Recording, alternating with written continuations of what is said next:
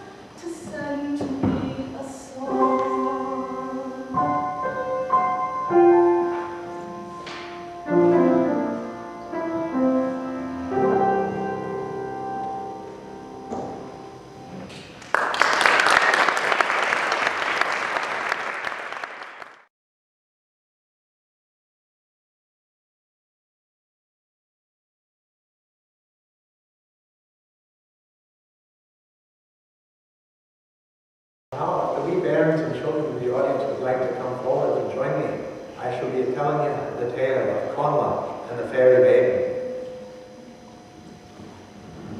Now, Conla, of the fiery pair, was son of Con of the 100 Fights. One day, as he stood by the side of his father on the heights of Usna, he saw a maiden coming towards him, dressed in strange attire. Whence comest thou, maiden? I come from plain pleasure. There is neither death nor sin. There we keep holiday always, and nor need we help from any in our care. And in all our pleasure we have no strife. We keep our homes in the round green hills, and men call us hill folk. The king and all women were astonished to hear a voice where they saw no one. For save the Conla alone, none saw the Fairy Maiden. To whom art thou talking to, my son?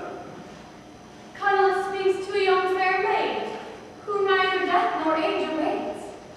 I love Conla, and I call him away to the plain pleasure, Moynell, where Bodag is came from.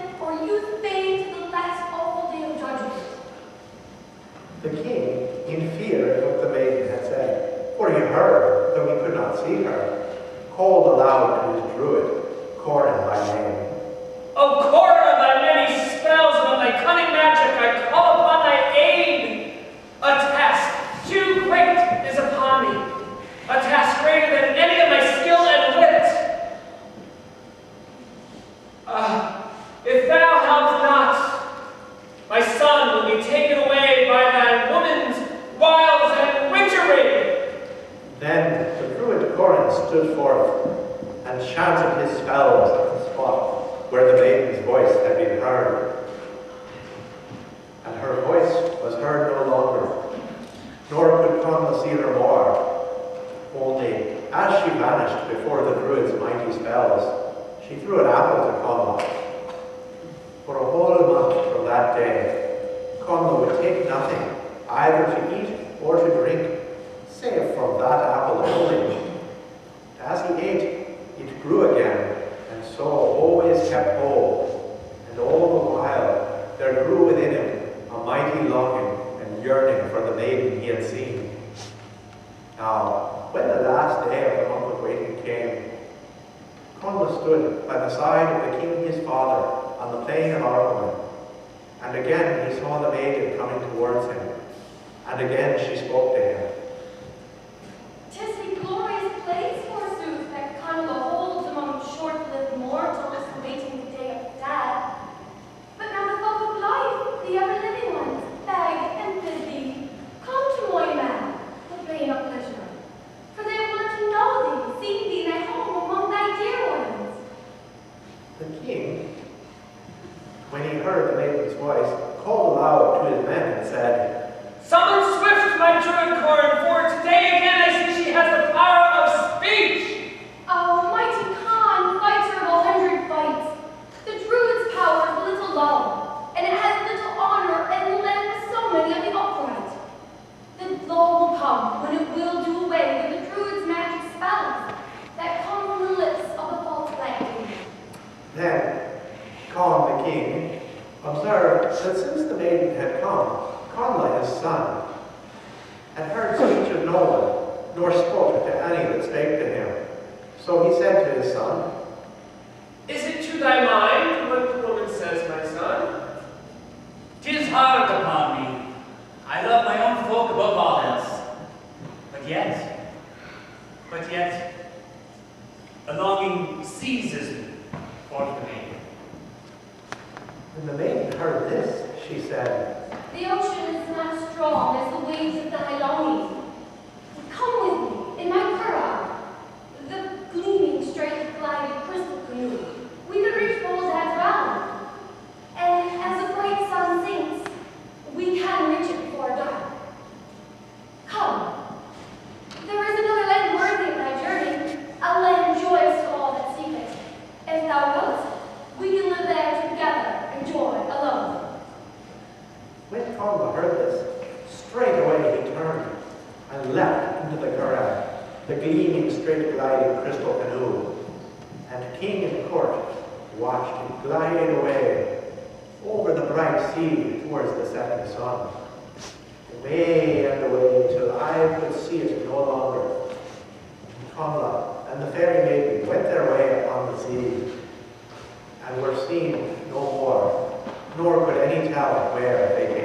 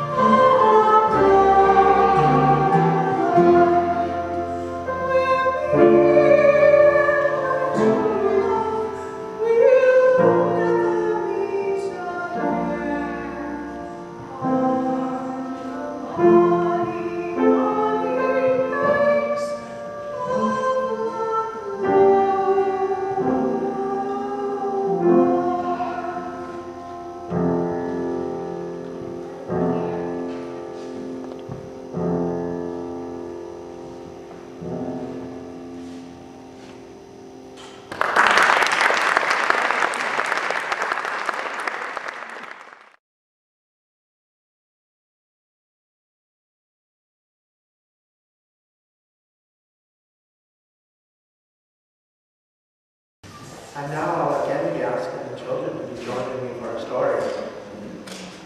This is the tale of the Song of the Morrow. Now, the king of Duntrein had a daughter when he was old, and she was the fairest king's daughter between two seas. Her hair was like the spun gold, and her eyes like two pools in a river. And she had no care for the morrow, and no power upon the hour, after the manner of simple men.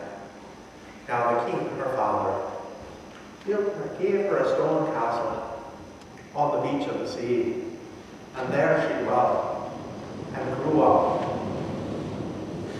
And it befell one day, when it was autumn and the wind blew from the face of rains, that the king's daughter of Duntrein came walking upon the beach of the sea, and upon the one hand of her the wave beat, and upon the other the dead leaves ran. Now this was the loneliest beach between two seas, and strange things had been done here in the ancient ages. Now this is the most unhappy old colonel between the two seas. Oh, daughter of the king, you dwell in a stone house, and your hair is like gold. But what is your profit? Lives are not long, nor lives strong, and you live in the manner of simple men, with no thought for the morrow, and no power upon the hour. Not the hour, that I have. The power upon the hour, that I simply don't know. Oh, daughter of a king, home to your stone house. For the longing has come upon you now, and no longer can you live in the manner of simple men.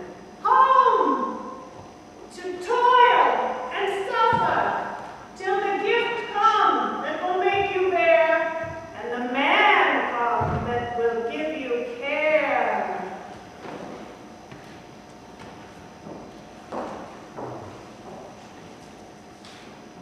And the king's daughter made no more ado, but she went home at once to her stone house. And there she sat her. When she came into the vaulted chamber, she lifted her finger and called aloud for her nurse. Nurse, let us come upon me tomorrow.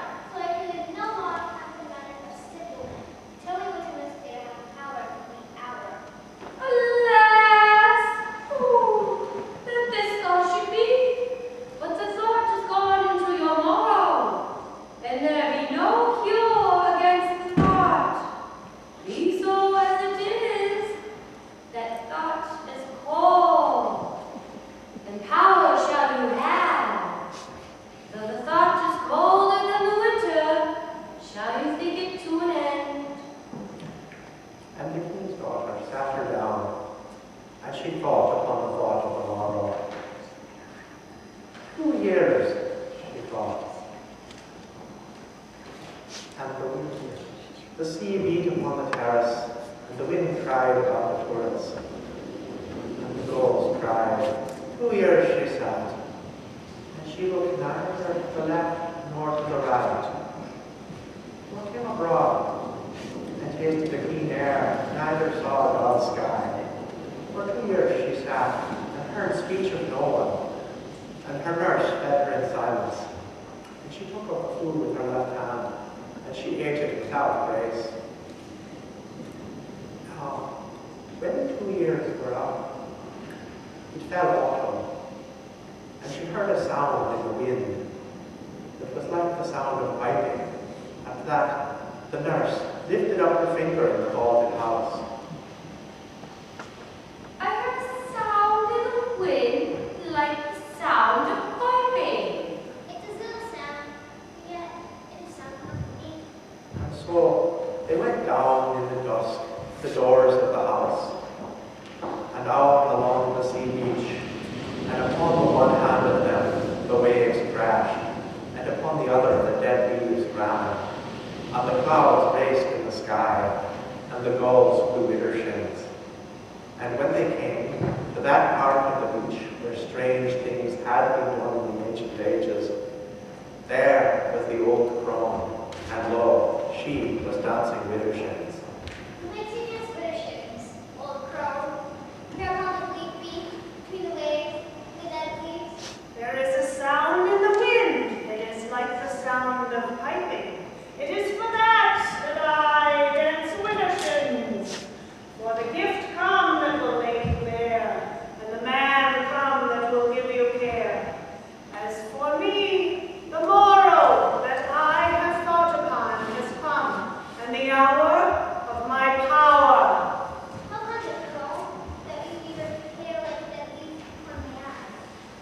The morrow, because the morrow, it has come, and I have thought upon, and the hour of my power.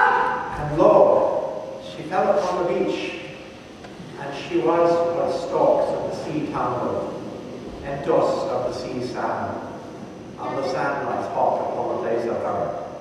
Now this is the strangest thing that fell between the two seas. I am weary of the wind. Now, the king's daughter became aware of a man that walked upon the beach, and he went with it that none might perceive his face. And a pipe was underneath his arm, and the sound of his piping was like singing wasps, and like the wind that sings in window straw. And it took hold upon men's ears like the crying of crows. Are you come? I am the comer, and these are the pipes that a man may hear, and I have power on the hour. And this is my song of the morrow. And he played the song of the morrow, and it was long as years. It is true, Godfather, that ye have power on the hour. How may I know that? Show me about them, carried on the bleak beach to the waves with dead leaves. Upon whom? She is my nurse. She is very lit. Show me a marvel upon her.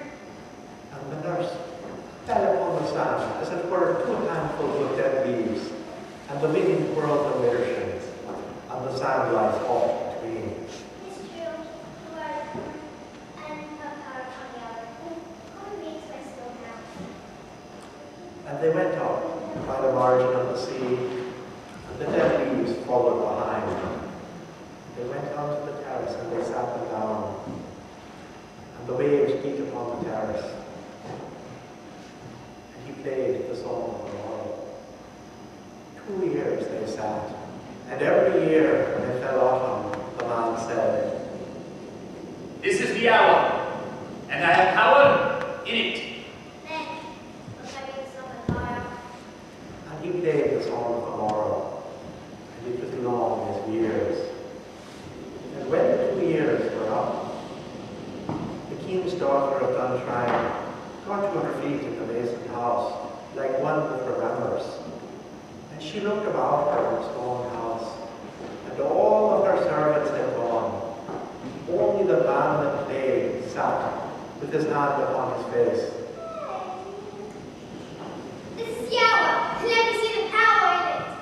and with that, the wind blew off the hood from his face. But lo, there was no man there, only the clothes, and the hood, and the pipes, tumbled one upon another in the corner of the terrace, and the dead leaves blew over them.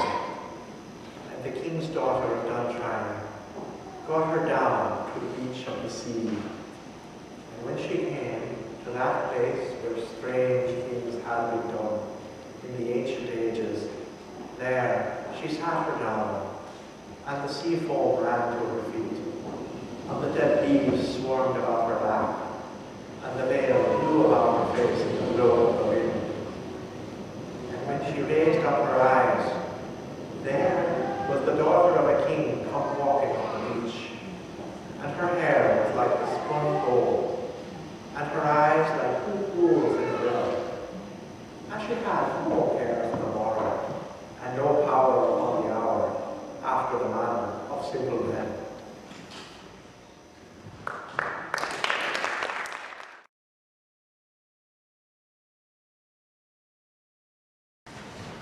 We're going to do a song together. It's about a wild rover. And you all can help out by joining in on the chorus. So it's no nay never, no more.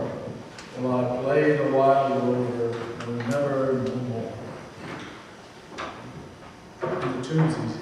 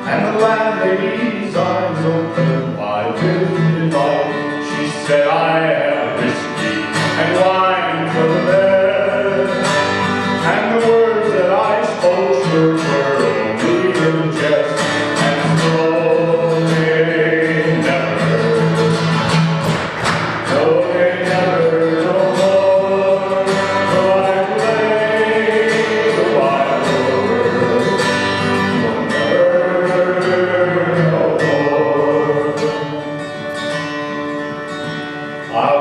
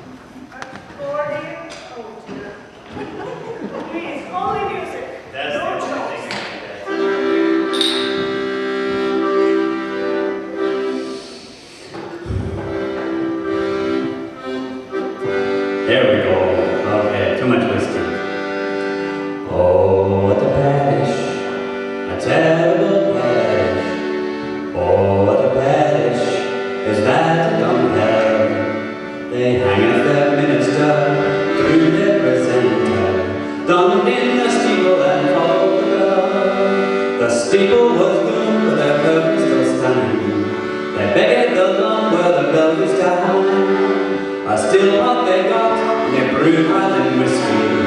On Sundays they drank it and ranted and sang.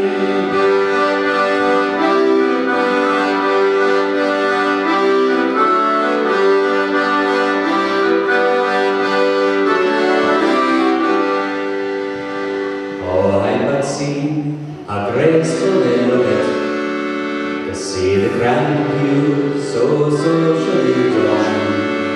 MacDonald the piper stood up in the pulpit and made the pipe scale out the music divine. With whiskey and beer they would curse and swear, they'd argue and fight, we had done our will tell. But Geordie and Jelly they bothered from Brady, with whiskey they're worse than the devil themselves.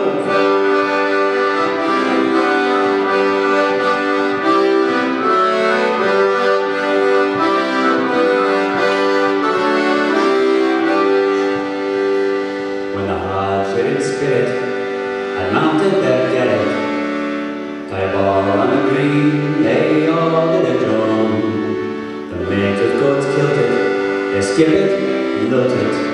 When tired they shook hands and then hated a tune. What the Kirks of Scotland had like social meetings, I warning you need from a far tinkling bell. But through love and friendship would draw you like leather, far better than roaring the horrors of hell.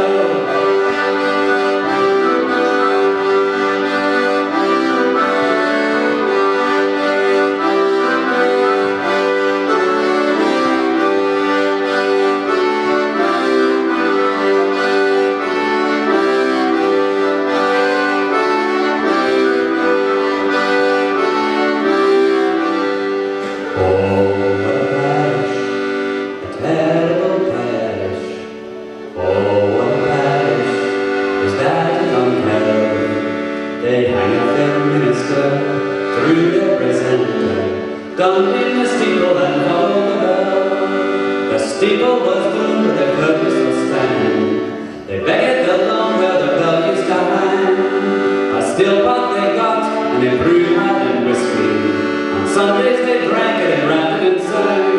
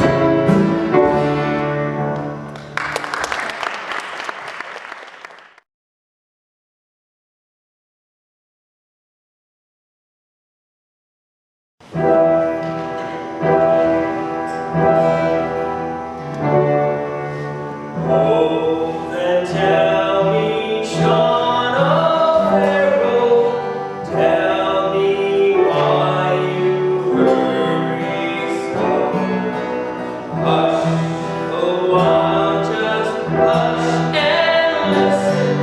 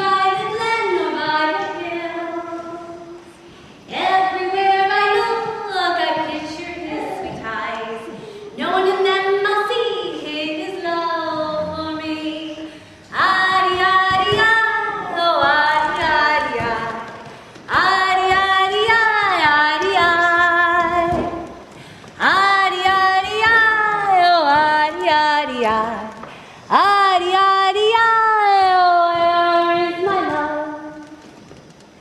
I wander upon the log, looking for my love, seeing the swans float along the shore.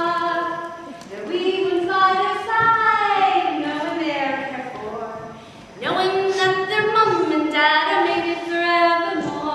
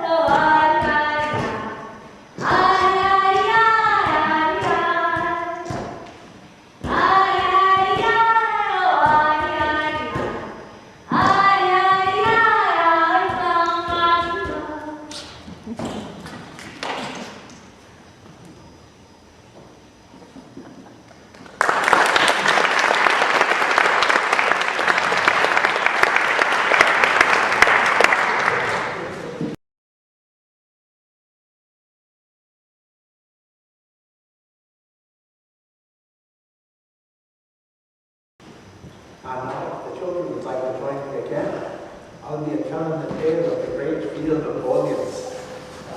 And so you'll be having a knowing of it. A Bolian is a sort of a weed, like a ragweed that grows in the fields. Now, one fine day of harvest, indeed, it was Lady Day in harvest, which everyone knows is one of the greatest holidays of the year. Old Fitzpatrick was taking a bit of a ramble through the ground. He came along the sunny side of the hedge. He heard a sort of a clacking noise a little bit before him in the hedge. Dear me, isn't it surprising to hear the stone chatter singing so late in the season? So Tom went on a bit, coming up on the tops of his toes to see if he was right in his guess. The noise stopped, but as he looked through a hole in the hedge, what should he see? What a brown pitcher, of a size that might hold about 1.5 gallons of liquor. And boy, a little wee teeny tiny bit of an old man, with a little motty of a cocked hat stuck on the top of his head, and a deeshy-doshy leather apron hanging down in front, came out, took out a wooden stool, stepped up upon it, took out a piggin, and dipped it into the pitcher, and took out the full of it. Then he sat it down beside the stool, and sat himself down under the pitcher, and began to work, putting a heel piece on a bit of a brogue, fit just for himself. Well, by the powers! I've heard tell of the leprechauns before, and to Dugout's truth, I never rightly believed in them. But here's one of them in real earnest. If I go knowingly to work, I'm a made man. They say a boy must never take their eyes off them, or they'll escape. So, Tom crept on, eyeing the old man, as a cat does with a mouse. And so, when he got quite up close to him, God bless your work, David. Take it kindly. I wondered if you'd be working on the holiday. That's me business, not yours. Although perhaps you'd be soon enough to tell us what you got in that picture there. I know it. It's good beer. Beer? Thunder and fire, where'd you get it? What did I guess it isn't? Why, I made it. And what do you think I made it of? The devil already knows, but malt. What else? There you out. I made it Heath! Surely you don't think you're such a fool as to believe that. Don't you please, but what I tell you is the truth. Did you never hear the tell of the tale? Well, what about them? Why, all about them there is that when they were here, they taught us how to make beer out of heath. And it's been in the family's secret ever since. Will you give a body a taste of your beer? I'll tell you what it is, young man. It would be fitter for you to be looking after your father's property than to be bothering decent, quiet people with your foolish questions.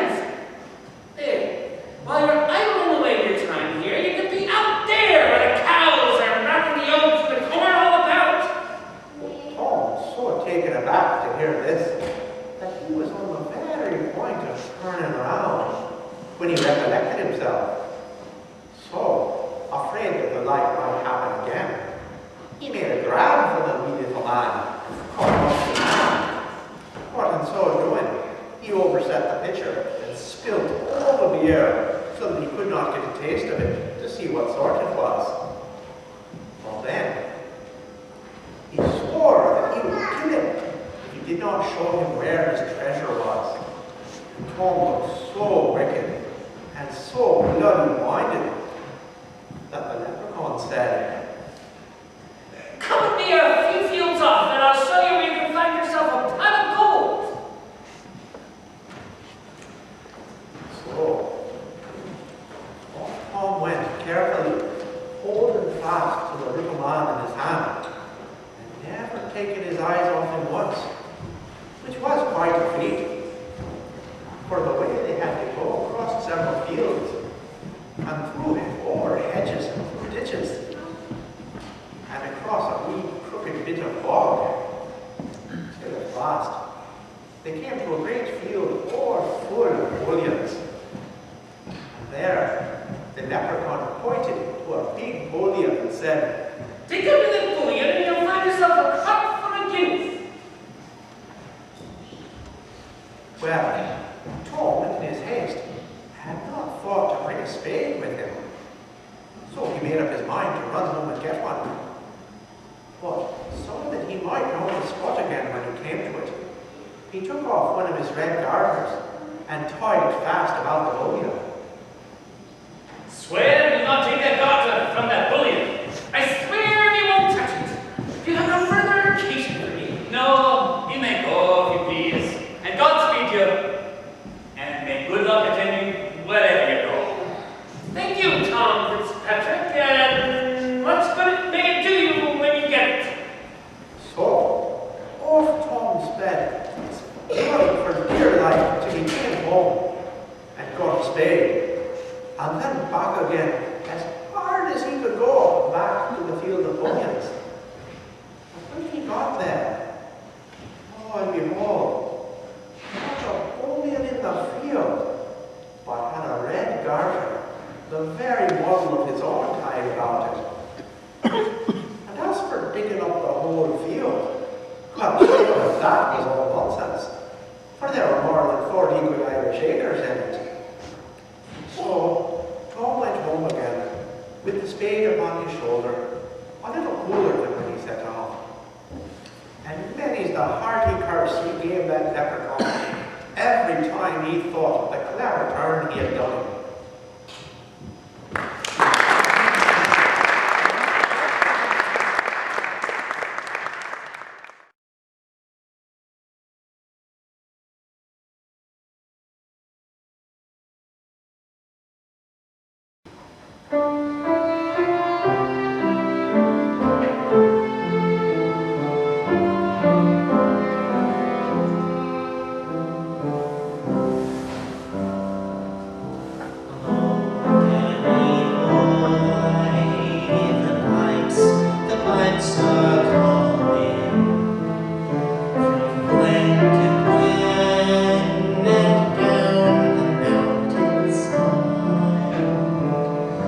The